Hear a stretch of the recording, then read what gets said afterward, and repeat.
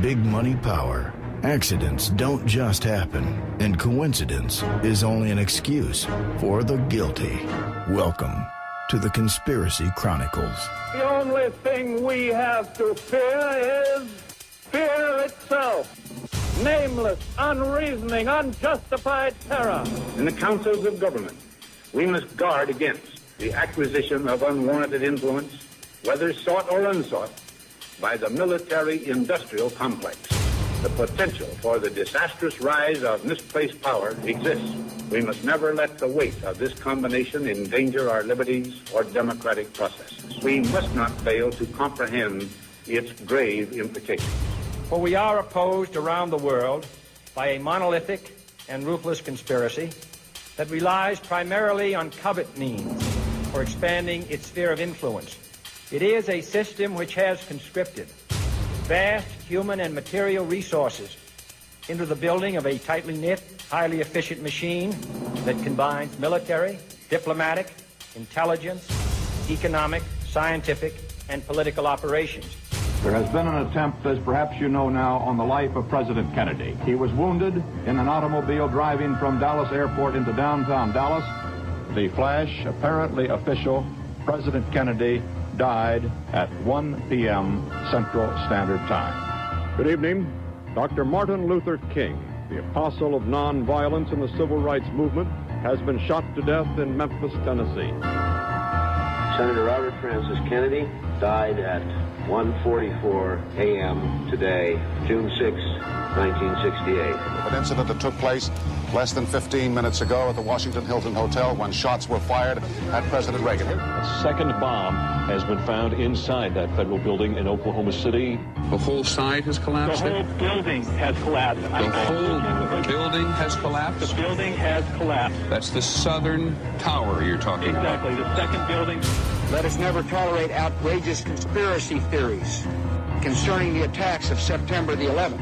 Malicious lies that attempt to shift the blame away from the terrorists themselves, away from the guilty. And now, here are your conspiracy detectives, Joe Joseph and Tim Watts. Welcome aboard, everybody, to this Sunday edition of the Freedom Links Conspiracy Chronicles on the Orion Talk Radio Network. I'm Joe Joseph, and thank you to all who are tuning in after listening to Down the Rabbit Hole with Popeye. Along with me is Tim Watts, the electronics guru, and tonight we're going to be talking about electronics, specifically computers, even more specifically, handheld computers, smartphones.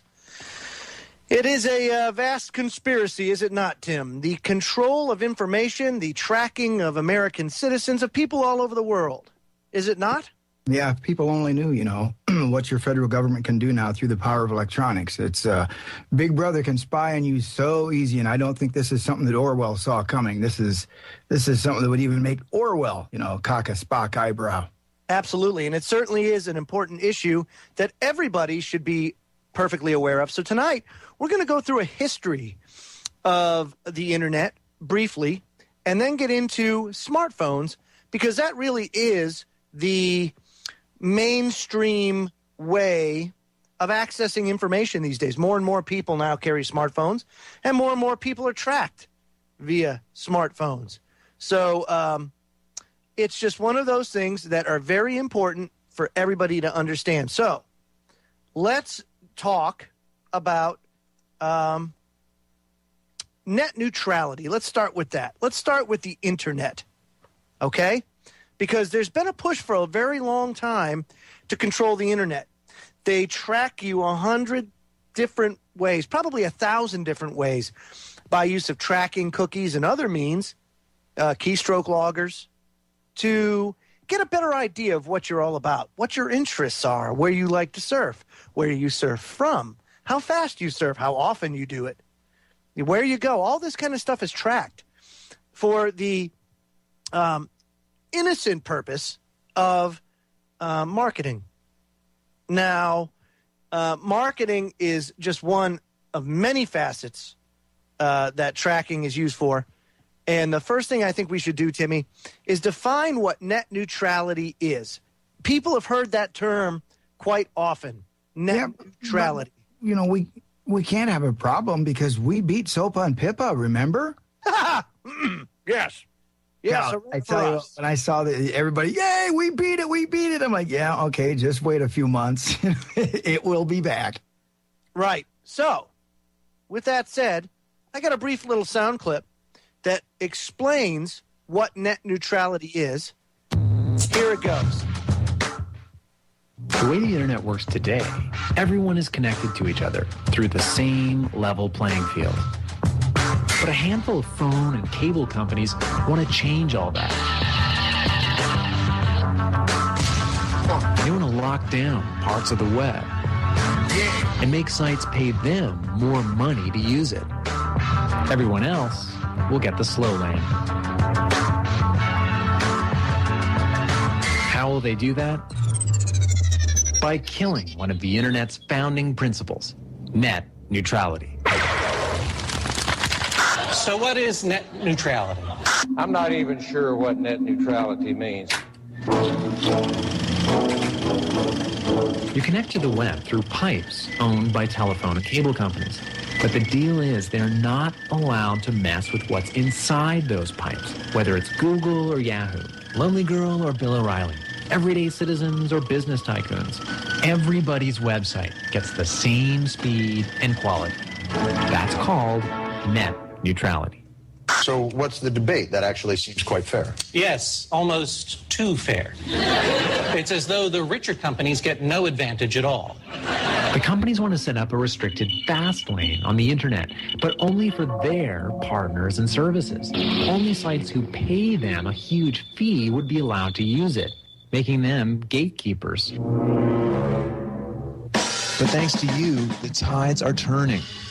Over 1 million Americans have petitioned Congress to protect our internet's level playing field. And with your help, we can make net neutrality the law in our new Congress. So sign the petition, call your representatives, and share this message with friends. And use the internet to...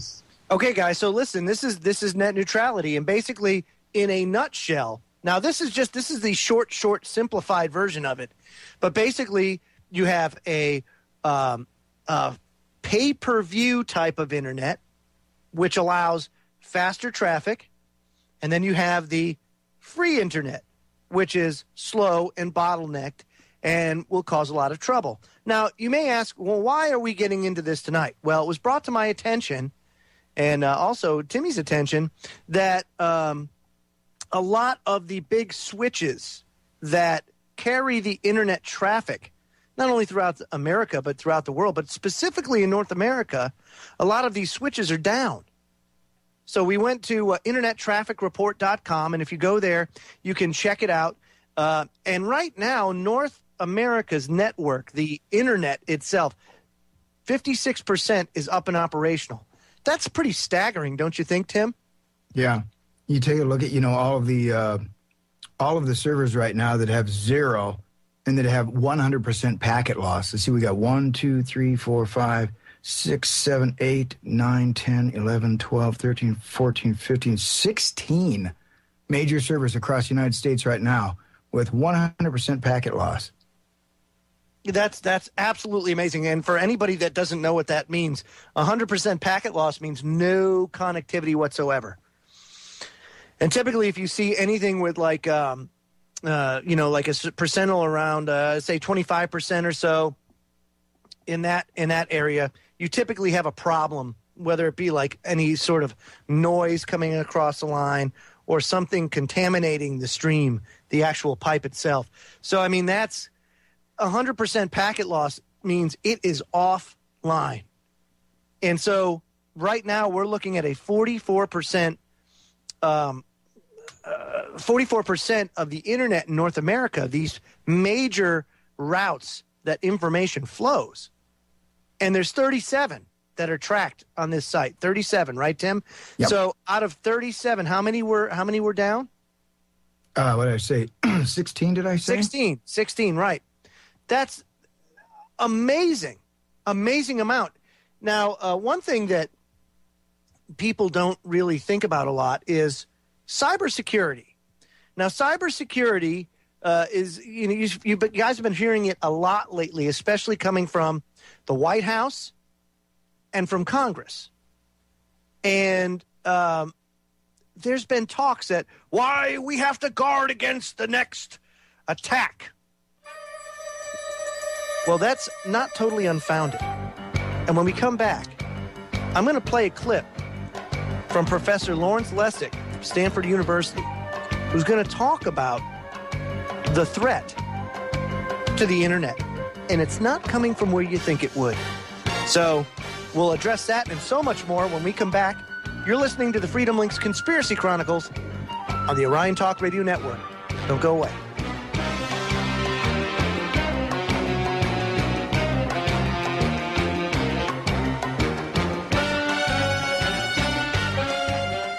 Just a reminder about the Orion Chip-In banner. If you like what you hear on Orion Talk Radio, you can help us with a personal donation through our online Chip-In banner. Look for it on the website on the left-hand side under the banner ads and give it a click. And you can help us spread the truth by supporting one of the fastest-growing talk radio outlets in the world. We sincerely thank you for helping us get the truth out. Orion News Talk, news and views beyond the mainstream media. Joe Joseph here along with Tim Watts. And let's go to a subject matter expert on the idea of cybersecurity and some of the threats that face us. Not so much the United States in general, but us, the American people. Let's look at the individual and how it threatens us. And to do that, I'm going to play a clip. Now, you can find this on Federal Jack Tube 4. Popeye has this on one of his channels, and this is a movie that he actually put together himself called False Flag Hack Attacks Being Used to Bring About Control of the Free and Open Internet. So let's listen in. My name is Larry Lessig, and I'm a professor at Stanford. I've been involved a lot in the founding of Creative Commons, which Joey now chairs, and a lot on the issues of intellectual property as it relates to this space. The last 10 or 15 years, the great hope was that the government would ignore what happened in the context of the internet. And in certain ways it did, in certain ways it didn't, but in certain important ways it did.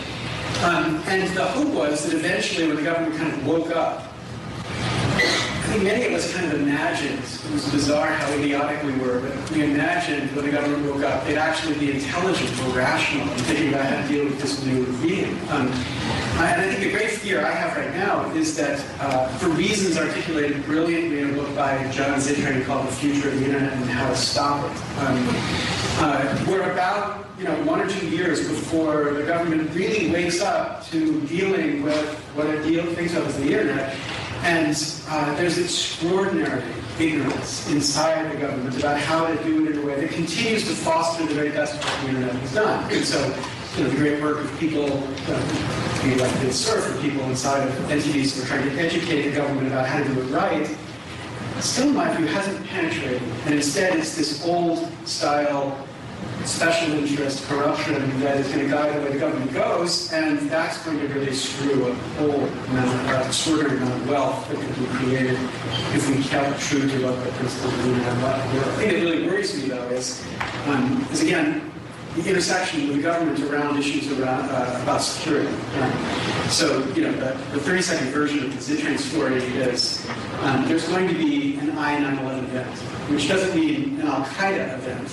What it means is an event where the instability or the insecurity of the internet becomes manifest, some major malicious event, which then inspires the government into a response.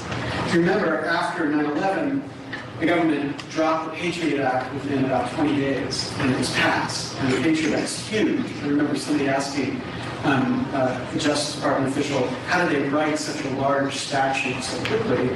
And of course the answer was, it's been sitting in the drawers of the Justice Department for the last 20 years waiting for the event that would allow them to drop it. And of course the Patriot Act is filled with all sorts of insanity about changing the way civil rights are not protected in the United States. So I had dinner once, and Richard Clark was at the table, and I said to him, is there an equivalent? Is there a Patriot Act and an I-Patriot Act? Just sitting waiting for some substantial event for them to come and have an excuse for radically changing the way the internet works. And he said, of course there is. And I swear that's what he said, and quote, Vintage Surf is not going to like it very much. So this is a big terror. Like, they're just sitting, waiting for the inevitable to happen, and then slam. Really? Oh, my. So basically what they're saying is that just like the Patriot Act, Timmy, where we knew that was written years and years and years before 9/11 went down, and they were just waiting for that perfect moment to bring it on, because they've tried to pass it before, and each time it failed miserably. Same thing here. You know, we had SOPA, we had PIPA. Both of them have gone down in flames. They need something to bring this forward. And what better way? I mean, here recently we've had Stuxnet? Yep. That's come out. That's a product of the U.S. and Israeli cooperation. And it's not just geared towards Iran, as we've come to find out. You have a lot of malicious things that are going on geared towards this type of legislation. So I don't know. What's your thoughts on it, buddy?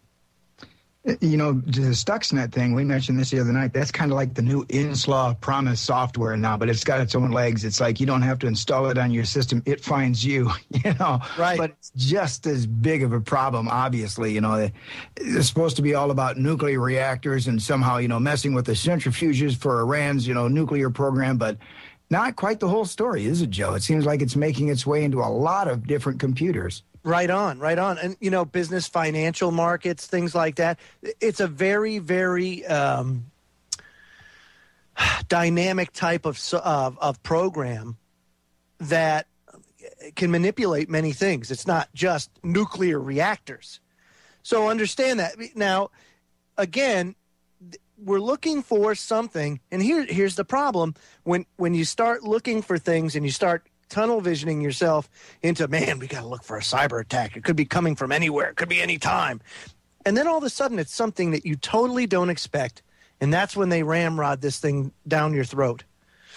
So the best thing I can say as far as from a cybersecurity standpoint is that we are right at the cusp, wouldn't you say, Tim, of there being some sort of legislation or executive order that comes and limits the freedoms or increases the tracking of what you do. Oh, absolutely. We are right there knocking on the door right now, you know, and, you know, they throw out this threat that, some badass hackers are going to get us. Well, folks, I want to tell you, the most badass hackers out there right now work for the government. Because when you get busted for hacking, they evaluate your skills. It's like, okay, you can either do 20 years at Leavenworth or got a little deal for you. And you end up working for Uncle Sam or, you know, the CIA or whatever, you know, and that's your way that you stay out of prison. That's right. I'm trying to think of the other guy, hang on, that'll come to me. The fella that was busted years ago. He was a young kid. I'll get it, but go on. No, but anyway, on the National Security Council, you know, the whitehouse.gov, if you go whitehouse.gov/cybersecurity, you can go and you can see exactly what they're gearing up for. I mean, you read between the lines and you can see this. And I'll just give you a quick snippet. President Obama has declared that the cyber threat is one of the most serious economic and national security challenges we face as a nation, and that America's economic prosperity in the 21st century will depend on cybersecurity. Well, that would be if we had economic prosperity. I still fail to see that right there, and that's just a rub with me. What economic prosperity? Are any of you feeling economically prosperous right now? No, I didn't think so. As a result, the president directed a top-to-bottom review of the federal government's effort to defend our information and communications infrastructure, which resulted in a report titled the Cyberspace Policy Review. And you can download this right off of whitehouse.gov. To implement the results of this review, the president has appointed Howard Schmidt to serve as the U.S. Cybersecurity Coordinator and create the Cybersecurity Office with the National Security Staff, which works closely with the Federal Chief Information Officer, Stephen Van Rokel, the Federal Chief Technology Officer, Todd Park, and the National Economic Council.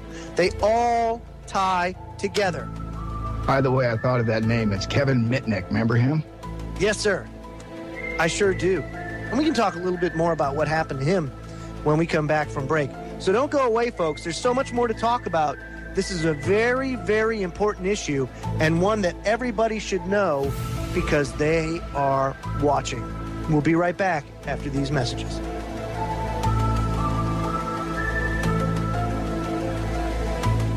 Day started off the right way with Morning Brew, hosted by Gwen Caldwell. Up-to-date news and information, plus some of the best guests you'll hear on Midday Radio. That's Morning Brew with Gwen Caldwell, weekdays at 12 noon right here on the Orion Talk Radio Network.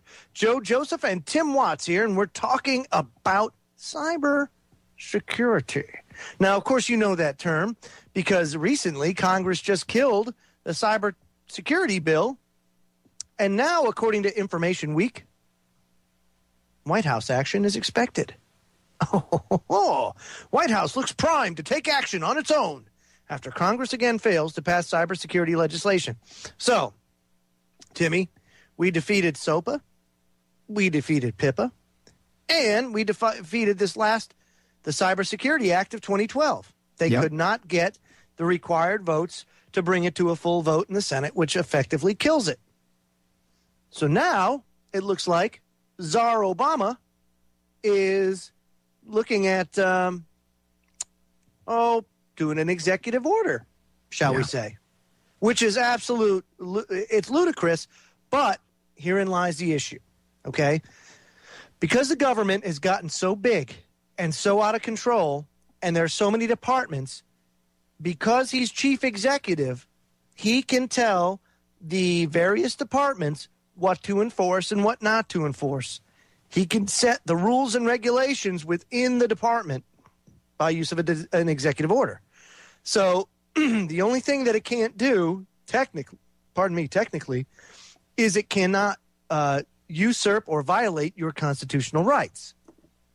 But as we've seen by our failed court system, what does that matter? We'll just throw it all out.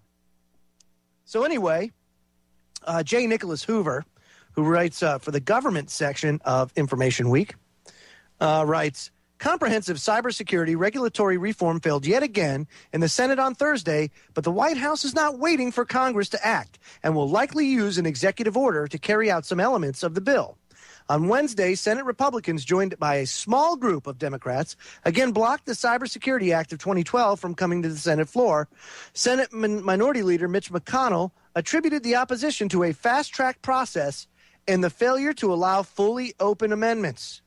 Numerous national security officials argued the bill's passage, but the U.S. Chamber of Commerce has repeatedly voiced strong opposition. In response to the bill's failure, Senate Majority Leader Harry Reid called the bill dead for this Congress. For this Congress, yes. And this is a very, very interesting term. Now, I will say this, again, with this the next Congress that's coming in after this lame duck session, you're still going to have a divided Congress, which is great. I mean, this is what we want, folks. You do not want them to pass anything. As a matter of fact, the more divided it actually is, the better off we'll be in the long run, as long as you don't have an executive branch that usurps the legislative process. But that's what's happening here. So he says in a statement, Reid says, quote, a bill that was and is most important to national security was just killed, and that's cybersecurity. I hope President Obama uses all the authority of the executive branch at his disposal to fully protect our nation from the cybersecurity threat. Now, question, Tim, as somebody with an IT background, would you not say that it is the responsibility of the corporation providing IT services in any way, shape, or form, it's their responsibility to protect themselves from a cyber attack? Would you not say that? Absolutely, 100%. So why in the heck is the government getting involved? That's my question to you. What do you think? Well, they always say, let the free market work for itself. Let the free market work. Well, what the hell is going on here? It essentially gets down to, the internet has obviously become a big thorn in the side of, as we like to say, the powers that be or the powers that shouldn't be, because there's a lot of truth coming out of there. And as we always talk about the media, they're not giving us the truth. So the fact that you're getting it from the internet and now all of a sudden they want to start regulating and changing the internet, folks, ought to be a huge, huge, huge red flag. And your point, Joe, about the fact that these corporations should handle it on their own, absolutely right on the mark. I mean, why should big government become involved unless, of course, they're going to use this to their advantage and against us? Well, that's the whole point. Now, there has been some rumors out there that this executive order has already been signed. It has not. However, the administration's already taken some actions. According to reports, President Obama in mid-October signed the Classified Presidential Policy Directive 20. Almost sounds kind of eerily familiar to Presidential Directive 51, does it not, Timmy? I would say on this, watch for a weekend signing. Like what happened with NDAA over. Yes. And when everybody's drunk and stupid. Patrick's Day. Yep. So I'm thinking, okay, Thanksgiving holiday. What will happen on the weekend of the Thanksgiving holiday? Who knows? Right. Well, anyway, so he signs the Classified Presidential Policy Directive 20, which sets new cyber defense standards for government agencies, including standards for defensive measures that might require agencies to reach outside their own networks. Help. Mundane details like that. Pay no attention to that detail. The Obama administration has also prepared a draft executive order, which has been circulating for months, that would require additional steps to be taken. Now it appears prepared to issue that order. Congressional inaction in light of the risks to our nation may require the administration to issue an executive order as a precursor to the updated laws we need, said White House Cybersecurity Coordinator Michael Daniel. Quote, "We think the risk is too great for the administration not to act." Really? It is it? How about, is the risk too great for Verizon not to act? Or for Comcast not to act? Yep. I mean, really, that's where the responsibility lies. And in a free market, the way that it's supposed to work is if you get hacked or you show that your network is unstable, then people will go to a more reliable network or ISP. So the market should work itself out. Now, there are times when you do need rules and regulations. Don't get me wrong. The banksters on Wall Street prove that well enough. But I will say this. When it comes to the internet, they will stop at nothing at this point to limit the flow of traffic. And the only way they can do that is with these types of laws and executive orders. Because they have been exposed. This was probably, Timmy, the internet was probably the biggest mistake the powers that be ever made. Yeah, because look who created it. That was an Army invention, right? Yeah, but even more specifically, Al Gore, and of course the father of the modern day internet actually resides in Britain. And I don't think they had any idea that almost like 1984. You know how 1984, when it was written, they had no idea. I'm sure that when it was written, not even a clue that this would be the eventual reality in America and the world. Mm. But look at where we are now. I mean, it's just almost to a T how accurate that is. And the same thing with the internet. I don't think they could have ever envisioned that the internet would lead to watchdog organizations, citizen reporting, alternative media having such a profound effect against their plans. Because remember, they used to control the information stream. And now they don't. Now they have lost control of that. So they're trying to rein it back in through, quote, cyber security. What is the old thing floating out there about the internet, being equal to 666, that www, I think it was the W is like the sixth letter in the Hebrew alphabet, isn't that? Yeah. That's just right. throwing that out there, but not that I believe that the internet is the Antichrist, but it's certainly going to be a tool for somebody to use against people. Well, right. A draft version of the executive order would direct the National Institute of Standards and Technology to set the cybersecurity standards for 18 critical infrastructure industries. The DHS would encourage adoption of these standards, and agencies responsible for regulating critical infrastructure industries would be responsible for proposing potentially mandatory cybersecurity regulation for those industries. Information sharing is another big piece of the draft order. Of course, why would you want people to share information? The executive order would set up new information sharing mechanisms that will accelerate security clearances and limit use of proprietary information. SOPA and PIPA. So it will incorporate facets from SOPA and PIPA into this executive order, which will, let's just say, hunker down on all you pirates out there. Shiver me timbers. We'll be right back after these messages. So don't go away, you scurvy dogs. More about the internet and piracy when we come back. Arr.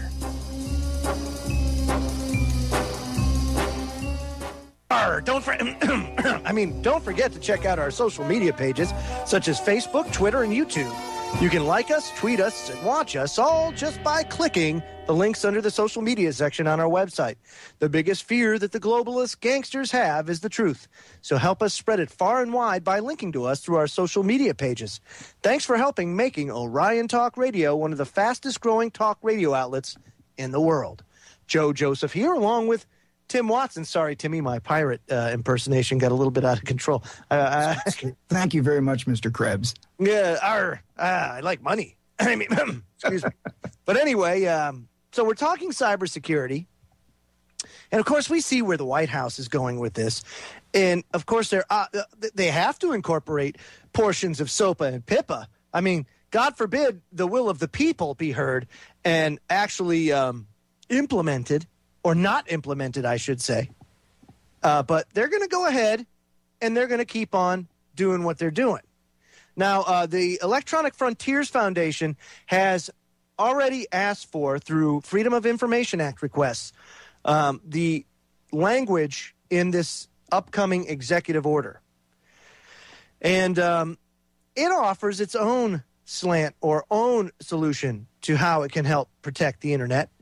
And this is by Corinne McSherry on EFF.org. It says, when Congress comes back, how it can help protect the internet. It says, now that the election's over, Congress can get back to working and doing the people's business. And if that work is going to affect online expression, innovation, and or privacy, it should start with a simple proposition. Bring in the nerds, a.k.a. experts, and internet users who care deeply about protecting their digital rights. Just about a year ago, we watched in horror as ranking members of the House Judiciary Committee did the level best to ram through Stop Online Privacy Act, or SOPA, a massive piece of legislation that would have undermined basic internet architecture and security, chilled innovation and free speech, while conceding that they didn't really understand the legislation and the collateral damage it would cause. Standing against them were a few brave legislators, like Representatives Zoe Lofgren, Jason Chaffetz, and Darrell Issa and Jared Polis, who suggested that maybe, just maybe, it would be a good idea to hear from numerous folks who had expressed concerns about the bill, including widely respected engineers who helped create the internet, law professors, human rights groups, and ordinary internet users. Thanks to the hard work of a broad coalition of users, public interest groups, technology companies, and legislators, we killed SOPA. But the battle to protect the internet is far from over. One key to winning the battle is to make sure that from now on, the folks in D.C. make sure they understand the nature of the problem, and any given bill is intended to address, and the cost and benefits of any given solution. To do that, they need to hear from the people with deep understanding of internet technology, policies, and civil liberties. They also need to hear from internet users who will be affected. Representative Lofgren agrees, and she's promoting a bill, the Global Free Internet Act of 2012, that this will help the U.S. government do just that. It creates a task force that identifies, prioritizes, and develops a response to policies and practices of the U.S. government, foreign governments, or international bodies that deny fair market access to internet-related goods and services, or that threaten the technical operation, security, and free flow of global internet communications. The task force would include 4 nominated by the public, as well as others appointed by congressional leadership and key federal agencies. Together, they will advise Congress and coordinate the activity of the U.S. government to respond to threats to the internet. Now, that seems to me a little bit better, don't you think, Tim? You know, having average, everyday internet users be part of a collection of people that would discuss the issue. Oh, absolutely. It should never be the government. You know, we can do this on our own. We just don't need their help on this. And, you know, what's interesting is when they propose SOPA and they propose PIPA, and it's just like anything else they do, they always couch it, they frame it as something that's friendly or something that's good for us. But as we always find out, folks, and I do mean always, there's always an underlying motive, and that's what's, you know, been apparent with SOPA, PIPA, the cybersecurity, just as it was the Patriot Act. They always couch it in some sort of terms that this is going to be good for you, it's going to be good for you. And meanwhile, I feel the shackles tighten down on our wrists, you know, every time they do something like this. Right on. Now, to be clear, the task force is an advisory body. It doesn't have the power to regulate the internet. What it can do is make sure that there is at least one entity in Washington that's dedicated to, 1, protecting the internet as an engine of free speech and innovation, 2, keeping the public involved in making internet policy, and 3, help to bring the nerds into the conversation and give them a means to sound the alarm when new bills, treaties, or government actions pose a threat to internet speech or innovation. Having a task force to champion these values within the federal government should not only help prevent another SOPA or PIPA debacle, but also help generate smart internet policy. What kind of things might be smart internet? Well, there's a few ideas. One is patent reform. We saw just how broken the software patent system was when Apple won a patent suit against Samsung for devices that were, in the simplest terms, rectangles with round corners. Samsung was left on the hook for $1.05 billion in damages, a $1 billion wake-up call for anyone who thought software patents were still functioning as tools to foster innovation. Congress needs to get serious about patent reform, and if you'd like to lend your voice to a cause, the EFF takes part in that, and you can go ahead and join their cause. Also, the Electronic Communications Privacy Act needs to be updated. This federal law provides only requires a warrant for the government to search your emails until they are over 180 days old. The same arbitrary 6-month privacy loophole applies to any electronic communication, instant messages, Facebook messages, or even text messages. And the statute doesn't even address location information. So the government claims that it can track your location using your phone without ever going to a court and getting a warrant. As we know with the courts, to establish that the Fourth Amendment protects your online communications, Congress should get serious about updating ECPA to bring it in line with the Constitution. So that, ECPA, Tim, something that people don't really think about, but because it doesn't cover this type of technology because it's so outdated, the government just says, well, because it doesn't cover it, we get to do it. To hell with the Fourth Amendment and your basic rights, but we haven't listened to the Constitution for a long time. So what we're going to do is we're just going to look into you without a warrant. Yeah, I find it, it's always interesting that, they say there's such a huge threat. Well, if there's such a huge threat, why do we tie sensitive infrastructure, like our nuclear plants, our electronic grid, and all of this stuff to a public communication system? And it's been rumored, in geek circles, through computing and stuff like that, that the government already has their own separate system. I can't validate that or one way or the other. It's just a rumor floating out there. But if they don't, why don't you create one and leave, our public system to us, and you guys can tie your stuff into something else that you can secure rather than taking our system away from us? Yeah, absolutely. Now, coming up in hour number 2, folks, this EFF article actually addresses what hour number 2 is all about, and that's that instant electronic communication mediums that aren't covered by things like the ECPA. And we're going to talk about how your privacy is violated, how your information is being exploited and used. And just to give you an idea, because I really don't think people understand what these smartphones do. I mean, are they very convenient? Absolutely. Do they have a lot of services that have made things a lot easier to do? Yes, and more convenient, of course. But with convenience, you know, with the good comes the bad. So we're going to talk about the bad side of smartphones in hour number 2. And then, folks, coming up immediately after the Freedom Links Conspiracy Chronicles, Ken Hildebrand and the Information Nation launches. And tonight's topic is voter fraud, the rampant voter fraud that happened during the 2012 elections, especially in regards to the presidential election.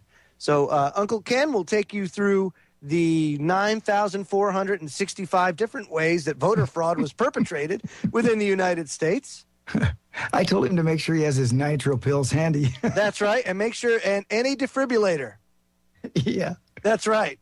So make sure you have a defibrillator and nitro pills and probably a case of beer so that you can actually get through that in one piece and maintain your sanity. One last thing the EFF actually talks about, Tim, is anti-SLAPP legislation, protecting bloggers' rights.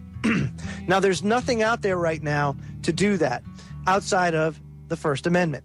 But the Matthew Inman, the comic genius behind the Oatmeal, got to see firsthand how the legal system can be abused to try to silence online critics.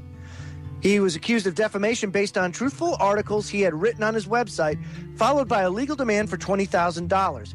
When Inman not only failed to comply, but used the demand to fuel an online fundraising campaign for the American Cancer Society and the National Wildlife Federation, he got hit with a lawsuit that was nothing short of bizarre.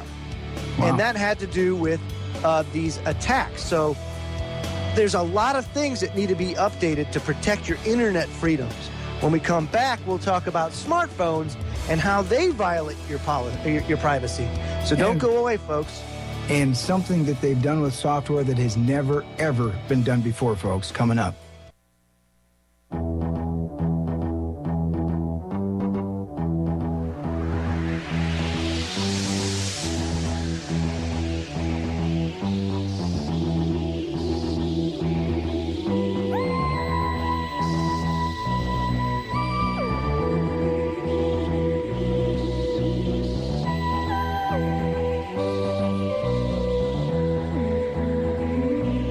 Before we get into it, I just want to remind everybody that weeknights from 7 p.m.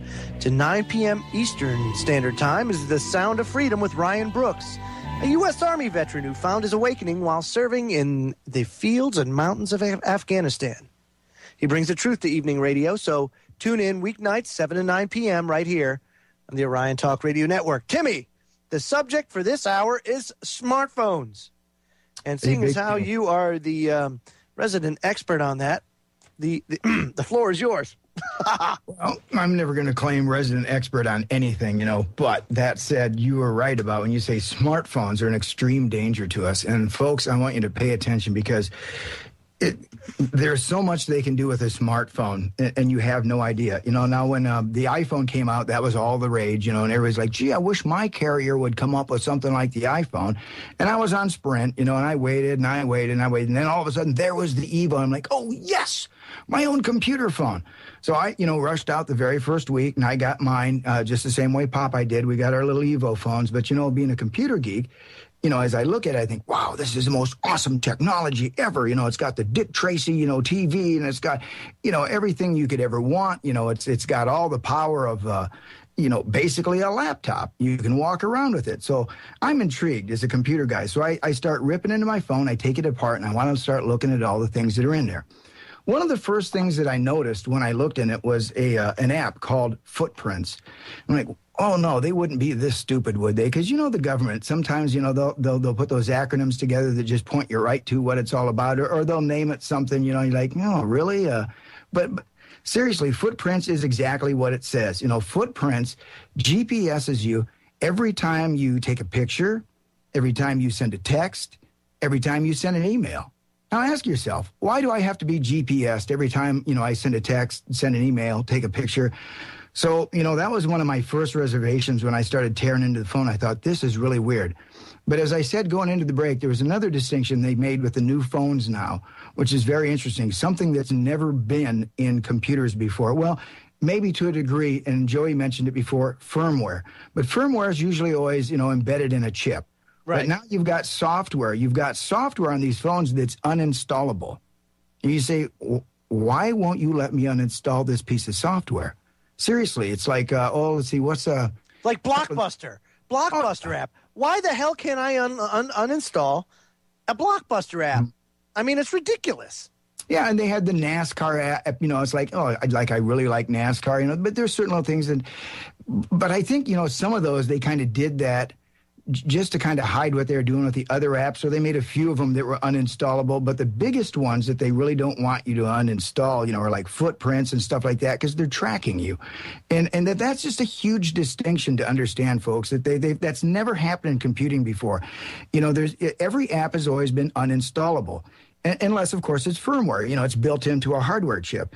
Now, you think back, all right, if you were going to make software uninstallable, what type of software would probably necessitate something like that?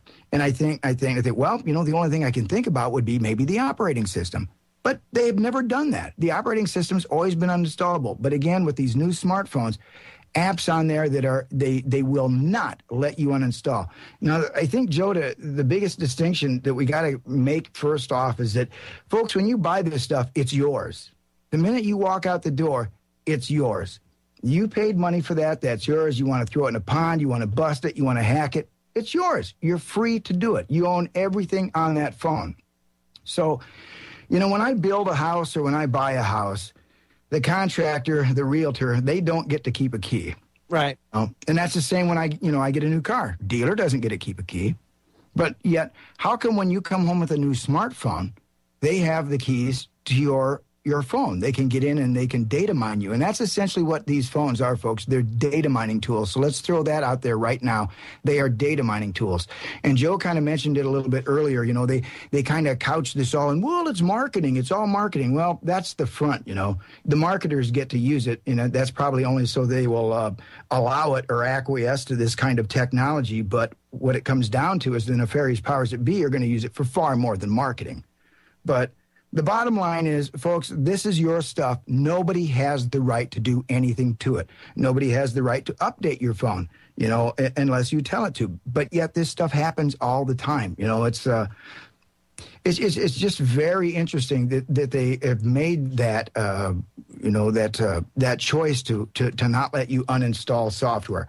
But the Footprints app, that was probably the biggest one, that really blew me away, because it actually tracks everything that you do on the phone. And I complained to Sprint, I complained to HTC, I complained to Google. Nobody wanted to listen to it. Absolutely nobody. And you know what? One of them actually gave me the most feeble excuse. They go, well, that's so that realtors can find houses and stuff like that. Yeah, because we have a nation full of realtors. Yeah, exactly. Everybody that uses smartphones is going to be a realtor, so we got to make sure that this is in there, And secondly, I'm like, I think realtors are in the business of finding addresses. I think they're pretty good at it. You honestly think that they need this? So, well, in case, they took a picture. So she tried to argue with me farther, It's in case they were taking pictures of a house and they forgot maybe, where they were when they took that picture. I'm like, yeah. Right, I'm buying that one. Again, realtors, I think when they take a picture of a house, they know enough to write the address down. I mean, it's a wholly disingenuous argument is what it is. So now, would you call this, this is mobile service intelligence, right? Isn't that what this is called? Yeah. As far as the way that they track it. You were talking about these apps that you can't delete. Now, let me ask you this. Based on stopping it, does stopping the app make it inoperable? Thank you for asking that, Mr. Joe Joseph. No, folks, if you go in there and you look, now let's just go back to this Footprints app, number one, because that's one of the most egregious ones. And, Carrier IQ is involved in here, but you can go in, you can actually see this footprint software, and you can see where it says clear the cache, and then they have a little button that says force stop. Oh, hey, cool. I just shut it off. But you know what? Something inside my little tiny brain said, go back and look, go back and look. You know what, Joey? You go back and look 2 minutes later. Hey, it's turned on again. I'm like, wait a minute. I turned you. Oh, my. Force stop. Go back, wait a couple minutes. Think, I better check that again. Go back and turn on. It turns itself back on every single time. So why even put in a button that says force stop if you're going to not let anybody shut it off? These are questions you have to ask yourself, folks. Why? It's very nefarious. Yeah, it's like a devious, almost like a sham. Like they want you to think it's stopped. Yep. But then it's like, okay, well, no. And what's the pressing need? What's the pressing need for this location data? That it's so important that they circumvent the force stop action. You know what I mean? Yep. You're right. They give you the false impression that it's off, but for the fact that I went in and thought, I'll go back and check that again, and I was just stunned. I was floored that it turned itself back on. And again, I complained to Sprint, I complained to HTC and Google. It all fell on deaf ears. Nobody wanted to hear anything about this, which right off the bat tells me something, that they want this for something. There's something big that they want this for. And so probably, let's see, I believe, okay, so this came out the 1st of June in 2010. Probably within 30 days, I had my first complaint filed with the Federal Communications Commission, and I detailed everything that this phone does and how it tracks you and all the ways that it data mines all of your information. And I said, this is absolutely wrong, and it's an invasion of privacy. And I got a letter back from the FCC. Well, I filed a complaint with the FCC and the FTC. I wanted to go 2 different routes. But the FCC wrote me back a letter. It's probably a little bit too long to go into right now, but maybe after the break I'll read you just a little bit of it. But I guess the gist of it is I had to file 4 complaints.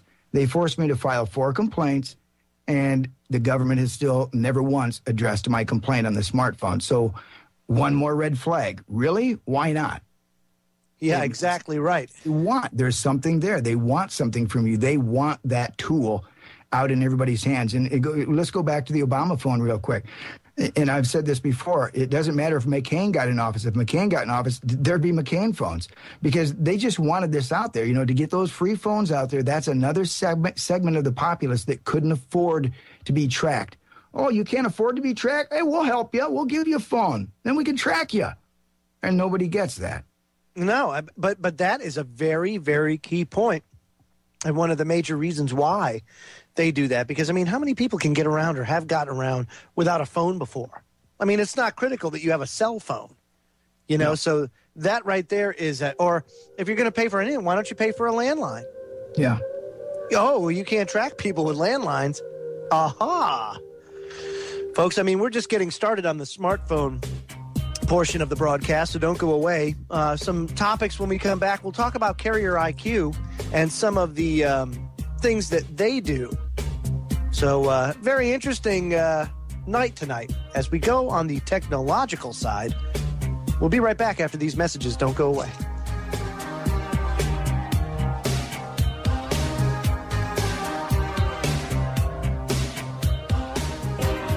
Welcome back, folks. Don't forget, the email address is thefreedomlink@centurylink.net. That's thefreedomlink@centurylink.net. Joe Joseph and Tim Watts here. And, wait, who's this? John King. Why, John, it's good to see you tonight. Glad you could show up. Oh, glad I could be here. Thank you, guys. Well, so since John's here and he decided to come, John, why don't you grace the listeners with your King's Court? Thanks, Joe. If we're going to talk about conspiracy, then let's talk about tomorrow's conspiracy. How about the fact that Obama knew, then covered up the Benghazi incident? How about Netanyahu asking Obama about bombing Gaza Strip no more than 2 months ago? And do you remember what Obama said? Wait till after the election.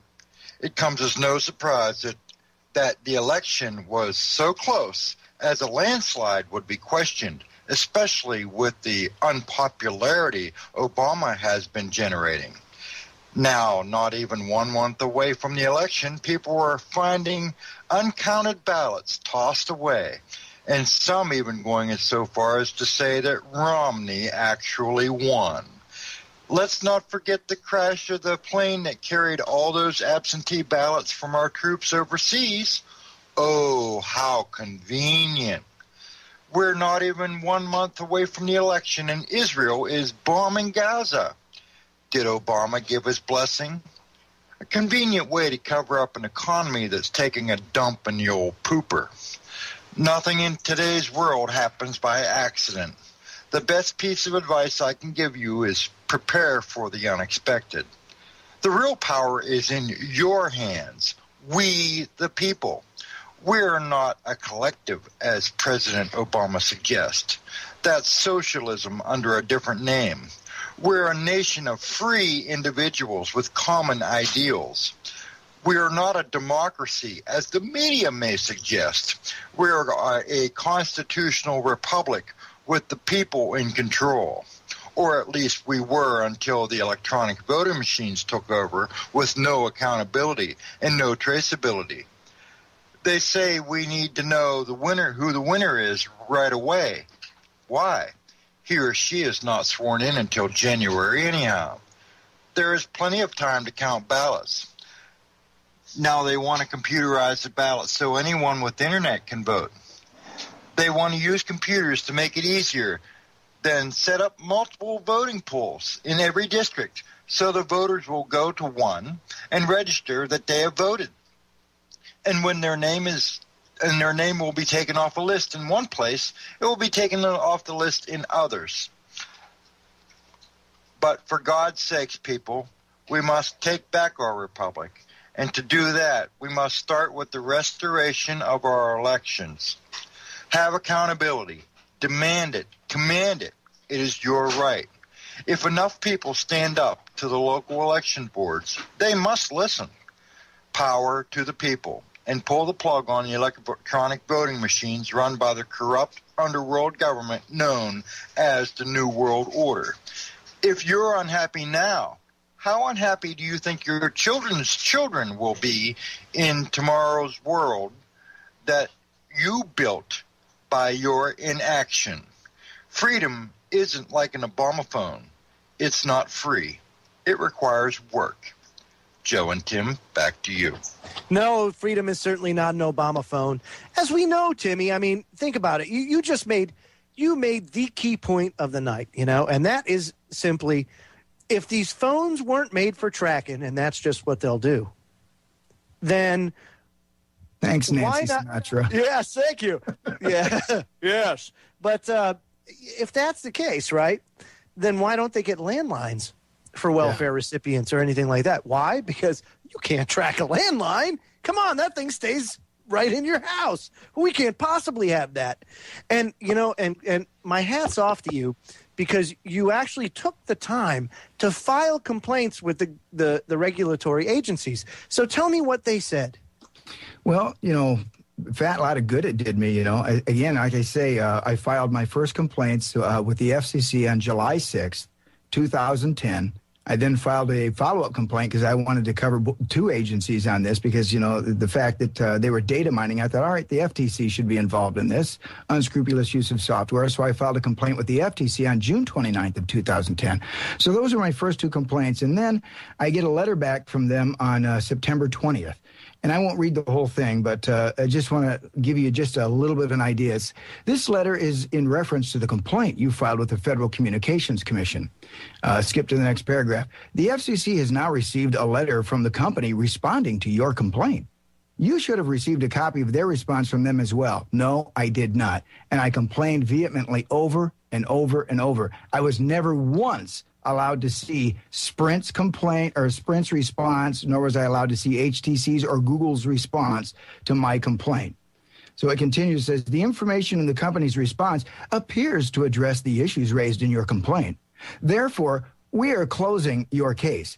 And of course, then down below, they give me the option to say, unless, of course, you want to continue this. And I'm like, oh, damn straight I do. So that very day, September 20th, I filed two more complaints with the FCC and the FTC. This was in 2010. Do you think I've ever heard back from them, Joe? And oh, by the way, just so I can give credit where credit is due, this was signed by Sharon C. Bowers, Acting Division Chief, Consumer Inquiries and Complaints Division. And that's out of the Federal Communications Commission. Fat lot of good that it did me filing those complaints. But right, and that ought to tell you again something else, folks. That the government isn't doing anything about this because they want these. This is a tracking tool. Now, here's another interesting thing, Joe, that I came across. A friend of mine knew that I was digging into this, and they sent me a news story about a legal firm in Dallas. It was called Fears Nakawati in Dallas, Texas, and they were suing iPhone over this same stuff, the fact that they were able to get at your data mine. And I don't know if they were going on the tracking route, but nevertheless, there was going to be a big lawsuit against iPhone. So I contact these people, and I contact a fellow named Majed Naktawati, and he works for this firm. And he's right away very, very interested, because as I couched it to him, I said, dude, why go after iPhone? There's bigger money out there with Google. And, lawyers, cha-ching, right away. Oh, yeah, and plus that's a good Irish name. Yeah, and that's exactly, yeah. And that's exactly what I got from the guy. I mean, it was immediate response. It's like, wow, well, what do you know? And I started to tell him, I was like, please send me as much as you can. So I sent him tons of information. Matter of fact, all those links that I sent to you tonight, Joe, every single one of those went to this legal firm, Fears and Nakawati in Dallas. Right. And every single time it's like, wow, great stuff. Send more. And I keep sending more. So we had this little correspondence going on for a while, email. And I'd actually talked to the guy a few times by phone. Suddenly it all stopped, just came to a screeching halt. And I'm like, wow, that's weird. I haven't heard from Ajed for quite a while, So I tried to call the legal firm. Nobody will talk to me anymore. I said, geez, I was kind of involved in this class action lawsuit. I'd really at least like to find out what happened. No one has ever bothered to call me back. So my thought is, somebody in a trench coat, from an intelligence agency made it there and says, you want to drop this lawsuit? Or maybe somebody from Google just dropped a big payload on them and says, here, make this go away right away. Here's your money anyway. I can't say which happened. All I know is here is a firm that was very much interested in suing these companies, had them dead to rights, and yet they walked away from it. Again, what about organizations like the ACLU, Tim? I mean, have you ever thought about going that route? Yeah, I did. I made a cursory call to them one time. They had asked for something from me that I couldn't provide for them at the time, and I kind of let that fall by the wayside. So that's probably the only recourse I have, is to go back there and say that they're infringing on rights. I would have to think they'd be interested in something like this. But yeah, right off the top of my head, this was 2010, and that's back when I had some huge issues going on for myself, so I wasn't able to get back with the ACLU, but we'll probably follow up with them, since I got nothing from the FCC or the FTC, nor from anybody interested in suing. Again, because 2 years, you gotta ask yourself why. Yeah, and 2 years you'd think would be enough time to respond. Sure. That's what I think. No, they want these out there. They want them out in the marketplace. And folks, the fact that you can play Angry Birds on your phone and stuff like that, go inside your phone sometime. Timmy, there is good things about smartphones, and one of them is if you do have a smartphone, you can download the TuneIn app. And this TuneIn app allows you to listen to Orion Talk Radio. So save us as a preset, and you can listen to Orion anytime, anywhere. Orion Talk Radio on TuneIn, a must-have app for your smartphone. It certainly isn't Footprints, but hey, nobody's perfect. Joe Joseph and Tim Watts here, along with John King. We're talking about smartphones. Now, Timmy, you were talking about dissecting the Angry Birds app. Yeah, I got a little carried away there. Sorry, I missed the break. But yeah, folks, if you want, check some of the software that's in your phone. If you've got an Android or if you've got an iPhone, and you'll find out that every piece of software in there, for some strange reason, has been given permissions. They have permissions to search all your contacts, all of your texts, all of your emails. They have permissions to block your phone from being shut off. Now, why would they have, permission to stop your phone from being shut off?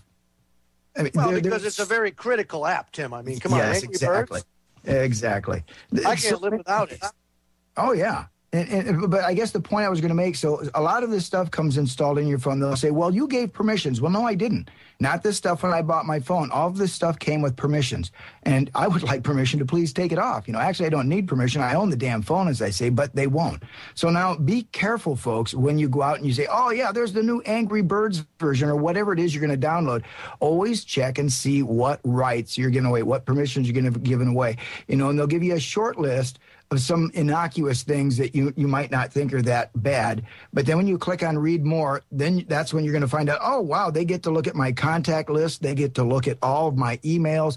They get to look at all of my texts. Again, what right do they have? That's an invasion of privacy, which is kind of why I involved the FTC in here as well as the FCC. But it's just wrong, the fact that they have access to everything and they can actually keep your phone on. Now, another thing they can do with these new smartphones, the Evo and I believe the iPhone come with a camera on the front and on the back. That camera can be turned on anytime they want. Now, even one of these vendors could possibly do it if they have access to that. So when I called Sprint and I called Google and HTC, I said, well, so I can actually become a vendor for this phone. I can make software apps. Yes, sir, you have that right. I'm like, so, and I can be as unscrupulous as I want, and I can do anything I want. And that's when they started to get quiet. And then they really stopped talking to me, because that's essentially what's happening here. And nobody's addressing it. These people have free reign of your phone, something that you own, folks, and yet they're taking all your data out of it. Yeah, very, very much so. This whole idea of cloud computing and apps-based programming, to me, it leaves too much out there. It's just too much access to your information. John King, your thoughts on the whole smartphone phenomenon? Well, I got an Obama phone, actually, about a year ago. I was traveling down a country road here in Pennsylvania, and I creamed a white-tailed deer at about 65 miles an hour. Rendered my truck useless for at least a week. But anyhow, we call that redneck deer hunting in these parts of the woods. But I called 911 to have them bring me in a wrecker. I had no clue as to where I was. And she triangulated my position right down to about 100 feet from the nearest house. I thought that was rather odd. So when the crap hits the fan, this thing's going bye-byes. Yeah. And well, and as well it should, because really you see this is one of the key reasons why these phones were put in place and put out there to the people, is to track you, to track your interests, to track everything else. Timmy, there's this company, Carrier IQ. Yep. Carrier IQ is exactly that. They're data farmers, is what they are. Let me play you a sound clip from the CEO of Carrier IQ, Larry Lenhart. Here he is. Tool. Hello, I'm Larry Lenhart, CEO of Carrier IQ. 6 years ago, when we started Carrier IQ, our objective was the same as it is today.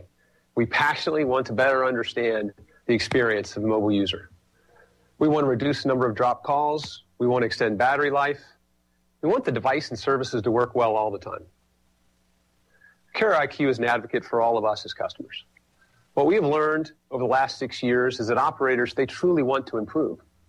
When you or I have a bad experience, they want to know. Historically, operators use their networks to solve problems.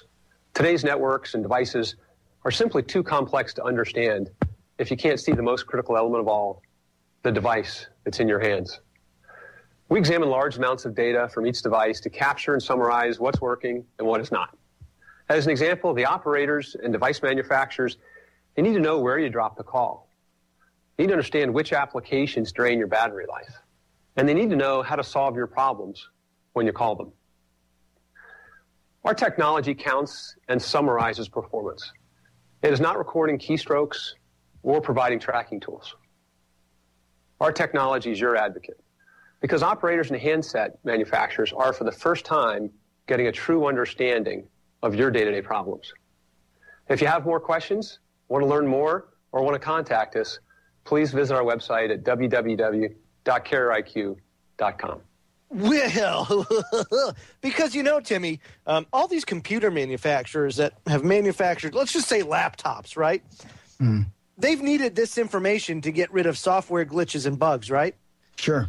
Right, yeah, they need to know what pizza you buy or where you've been or all the personal information. Or even the contents of your texts and your email.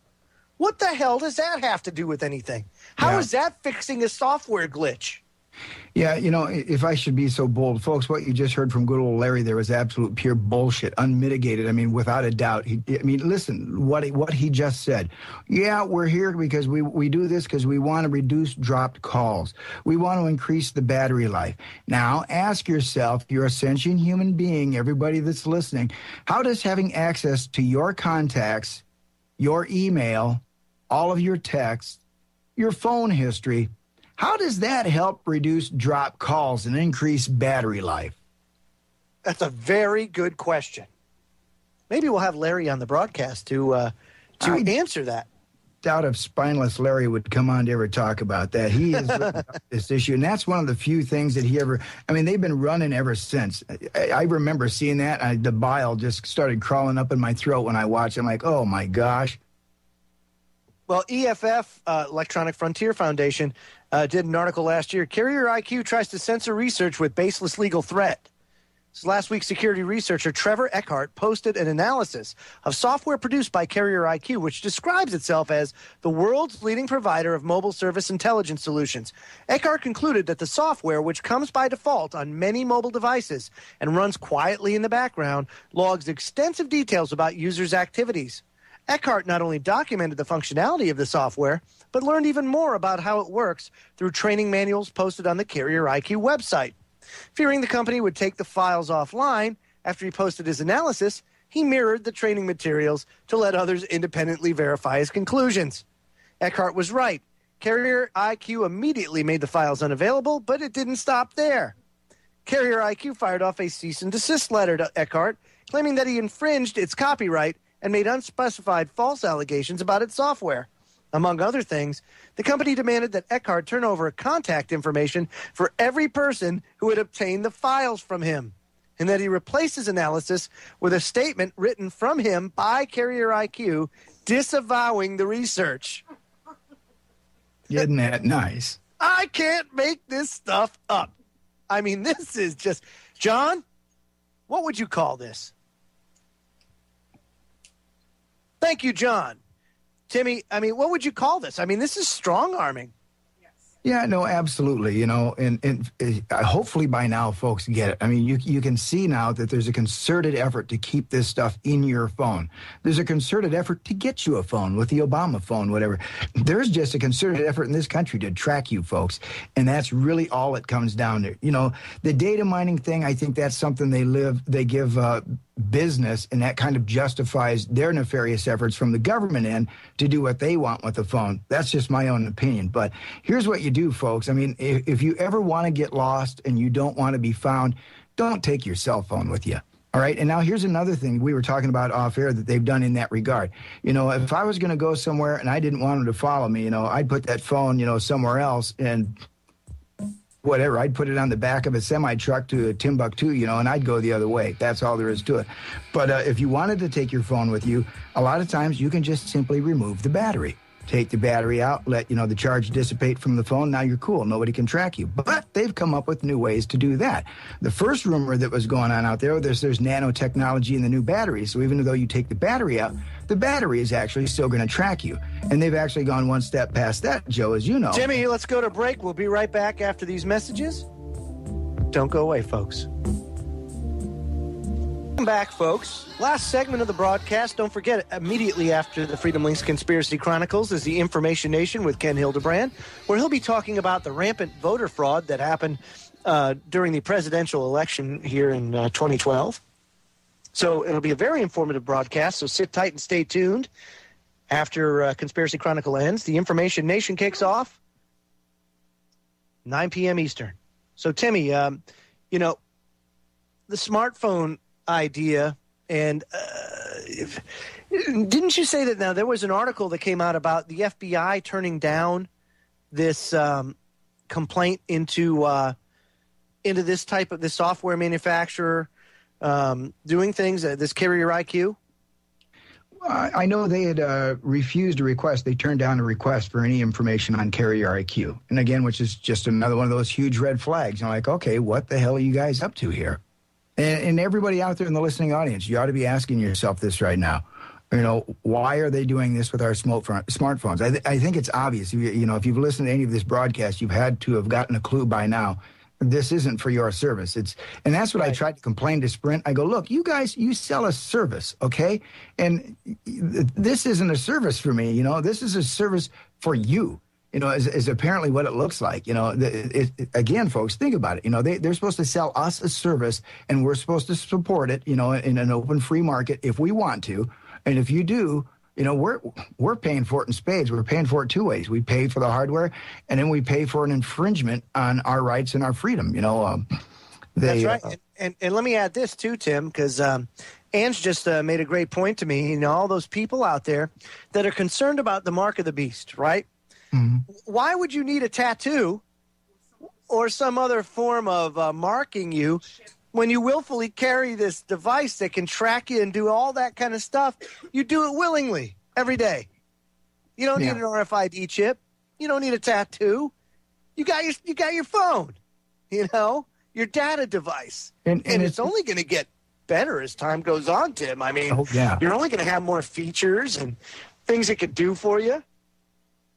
Well, you know, going into the break, we wanted to talk about, you know, trying to hide, you know, and taking the battery out of your phone and, you know, how difficult that is. And I was leading into the fact the new phones, now Joe's got a new Android, and Joe, tell him what's happened with the new Androids. Because in mine, I simply flip it over, I pull the case off, and I pull the battery out. Free and clear, this phone is dead. Now they see, now if you're not technically savvy, you don't have, you got to have a little bit of skills. Not much. I mean, it's 2 screws, but say on the Droid 4, you take off the back, and right off the bat, there's a giant sticker on it that says battery not removable except by manufacturer or authorized representative. Oh, you didn't touch it, did you? So I peeled it off. Oh, and when I peeled it off and I looked, I was like, oh ho! It's really not all that. Down at the bottom of the battery, there's a ribbon cable that goes to a connector that is fastened by 2 Torx head screws, very tiny, jeweler screwdriver size. You're talking like maybe T5 or smaller. And it's actually easy to take out. Now, the problem is it's not as easy to take out as, say, taking off the cover and taking the battery out. So you need to have this screwdriver with you if and when you wanted to remove it. You know, and that's the thing. Maybe you put one on your keychain and make sure you always have it in the event you want to remove your battery. But they make it this way now because it's easier to snoop on you if you have your battery in. Even when your phone is off, they can still activate your microphone and your camera and record anything and everything that is going on in your general vicinity. Absolutely. And that's very telltale, the fact that, you know, changing a battery should be something you should be able to do with ease. So why would they go backwards from that? Again, folks, they're trying to restrict you from taking the phone out or taking the battery out, because once you do, you're not trackable, okay? And so by adding batteries to it, you're just making it a little more cumbersome. So someone's like, well, you know, I don't want to mess with that all the time, you know. I mean, that's the only reason I can see why you would take away something like that, you know, or why you would actually add a feature to keep it in the phone so that you couldn't take it out. Now, as we're talking here, I brought up another offending app that I have to mention, and that's one that comes preloaded on most of the phones, and that's Facebook. Now, I don't have a Facebook account, you know, and I complained about this too, and they go, well, if you don't have a Facebook account, there's no way you can get your information. Oh, really? Well, when I try to shut this off, just like Footprints, I'll hit force stop, and it always comes back on. And I'll always have to go in, and I will always have to clear out data. Now, if I'm not on Facebook, you know, as the folks at Sprint said, well, if you're not on Facebook, they can't get your data. Well, I'm looking at it right now, and since the last time I've stopped this, you know, I've got data that's been amassed in here. And I'm going to hit clear data right now, clear data, goodbye. And so now it's just deleted whatever Facebook has been trying to track on my phone.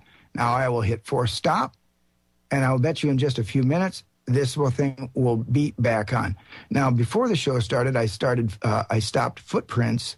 So I want to go down and find Footprints again because I'm betting you big money. Footprints is back on. Footprints? Oh, gosh, what do you know? Footprints is on again. So, folks, if you've got one of these phones, try this on your own. You know, you'll be a big believer. Yeah, and be aware of what it is they can do. Now, like I said, they make the battery on these new phones non-removable. And it's just a matter of time, Timmy, if you think about it. I think you mentioned this earlier on. As the software and the firmware of these phones evolve and the lack of oversight continues, I memean, they're just going to keep pushing these nefarious programs and these intrusive programs. But if you remove your battery, or if it's an unauthorized removal of the battery, heck, they could write software that self-destructs or makes the phone inoperable, so that's not an option. You know what I mean? Absolutely, yep. So, I mean, there's so many ways they can take it. But on the same hand, guys, they can also put an internal battery on the phone that if you remove the external battery, it supplies the phone with 24 hours of backup power. But can't somebody write an app that will make the phone you can kill the phone, or make the firmware think that the phone is dead, that you have to hit a certain function key in order to reactivate the phone? Yeah, well, that's a good question, Timmy. What do you think? Well, you'd think they would, you know, but again, you know, I'm sure they'll find a way around it. I mean, it's obvious there's a concerted effort, you know, to keep these in our hands and to just everybody that's filed a lawsuit against Apple or iPhone, or Android. I mean, where have they gone? I haven't seen anything happen. Now, say that again, Timmy, because you broke up when you were talking to me. Everybody that's filed a lawsuit against iPhone or against Android, where have these lawsuits gone? You know, like the class action lawsuit I was involved with, it just suddenly stopped out of the middle of nowhere. When have you ever known a lawyer to want to back away from getting some ching from iPhone and from Google? But yet these folks, they walked away. Yeah. And it seems to be more the, corporatism, the merging of government and corporations is you have corporatism. You see that a lot, very prevalent in a socialistic and or communist society, the merging of government and private industry.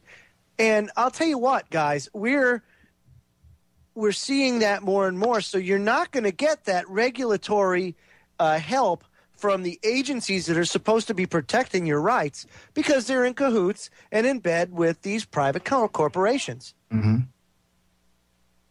John King, your thoughts. Any closing thoughts as we end the broadcast?